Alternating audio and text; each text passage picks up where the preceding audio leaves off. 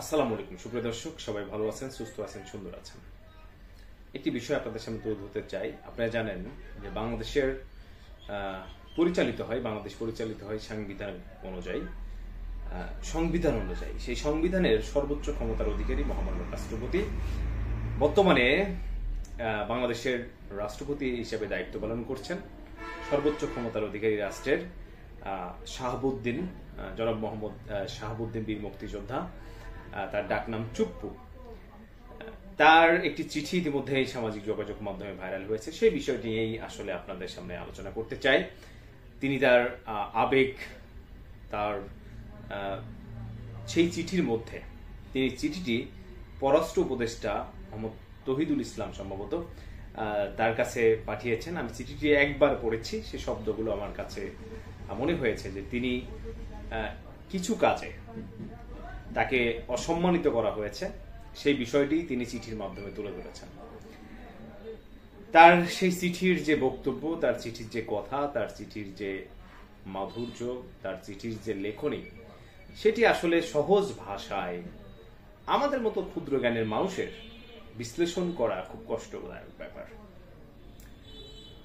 তিনি কিছু শব্দ ব্যবহার করেছেন যে তিনি স্তম্ভিত, তিনি বিস্মিত, তিনি তার দেহের সকল আবেগ দিয়ে, মনের আবেগ দিয়ে এই চিঠি লিখেছেন। তাকে অপমানিত করা হয়েছে। যারা অপমানিত করলো তারা আসলে তার কাছেই কিন্তু শপথ গ্রহণ করেছেন। তার মাধ্যমেই এই রাষ্ট্রের বর্তমান উপদেষ্টারা শপথ নিয়েছেন। তিনি এমনটি উল্লেখ করেছেন যে 52 বছর বা 54 বছর বাংলাদেশ সৃষ্টি হওয়ার পর থেকে যে কাজগুলো হয়নি, তিনি তেমনও কিছু কাজ, অনেক কাজ তিনি করেছেন শুধু এই সরকারকে টিকিয়ে রাখার জন্য। মহামান্য রাষ্ট্রপতি সাংবিধানিকভাবে বাংলাদেশের সর্বোচ্চ সম্মানীয় ব্যক্তি। তার ছবিগুলো কেন তার হুকুম ছাড়া, তাকে বিভিন্নভাবে না জানিয়ে, শুধু একটা লিখিত বাদে ফোন কলের মাধ্যমে বিভিন্ন দেশের যে আপনার রাষ্ট্রীয় ভবন বা আপনার আমাদের যে পররাষ্ট্র যে কি বলে সেটাকে পররাষ্ট্র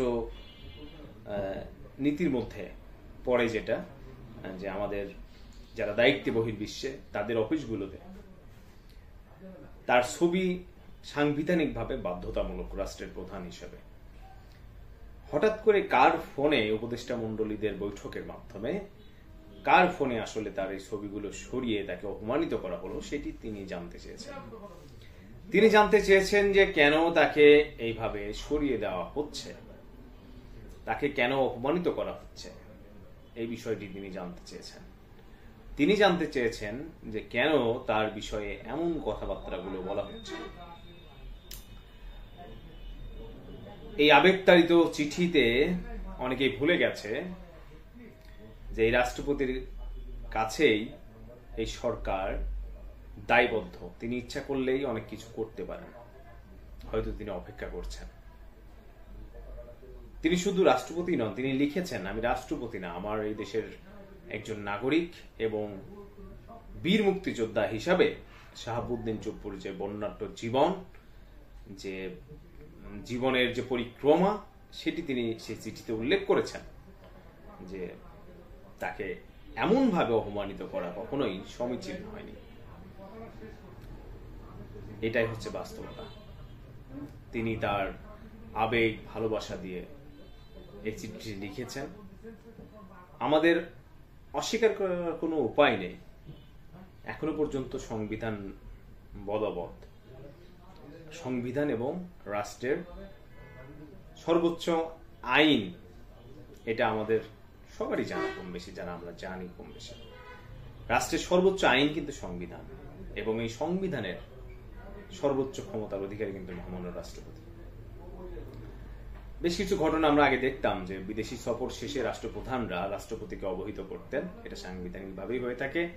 এখন কিন্তু সেগুলো চোখে পড়ে না। তারপরে এবং রাষ্ট্রপতি ভবনের সামনেও অনেক মব সৃষ্টি করার চেষ্টা করা হয়, আন্দোলন হয়, অনেক কিছু হয়, সেটা আপনারা সবাই জানেন। বাট এই চিঠিতে তিনি যে আবেগ দিয়ে লিখেছেন, এটি তিনি বলেছেন যে পুরো পৃথিবীর কাছে বাংলাদেশকে ছোট করা হয়েছে, সংবিধানকে ছোট করা হয়েছে, তাকে ছোট করা হয়েছে, একজন বীর মুক্তিযোদ্ধাকে ছোট করা হয়েছে। হ্যাঁ, আপনারা অনেকেই বলতে পারেন যে আসলে তিনি দোসর বা এইটা ওটা, কিন্তু তিনি কিন্তু সাংবিধানিক ভাবে এই পোস্টে অধীন হয়েছেন। আমাকেও দোসর বলতে পারেন, বাট ব্যাপারটি হচ্ছে আপনি যতক্ষণ পর্যন্ত এই সংবিধানের আলোকে দেশ পরিচালনা করবেন, এই সংবিধানকে বাতিল না করবেন, ততক্ষণ পর্যন্ত এই সংবিধান মানতে আপনি বাধ্য। যদি না মানেন আপনি রাষ্ট্রদ্রোহী, এটাই বাস্তবতা। আসলে ছোট জ্ঞান, অনেক কিছু বুঝি না, বাট চিঠিটা পড়ার পরে আমার মনে হয়েছে ঘটনাগুলো এমনই। তিনি তার একটি কথা চিঠির মাধ্যমে বলার চেষ্টা করেছেন যে আলোচনা করে বিভিন্ন কৌশল অবলম্বন করে মিডিয়ার খোরাক না হয়ে তার ছবি সরালে তিনি কষ্ট পেতেন না, এটা আমরা বুঝতে পেরেছি। সামাজিক যোগাযোগ মাধ্যমে এই সম্মানহানির ব্যাপারটি ঘটতো না বলে তিনি দাবি করেছেন। এটাই হচ্ছে বর্তমান বাস্তবতা। ভালো থাকবেন সবাই। আমার কথায় ভুল ত্রুটি হলে ক্ষমা দৃষ্টিতে দেখবেন। ভালো লাগলে ভিডিওটি শেয়ার করবেন, সাবস্ক্রাইব করে আমার পাশে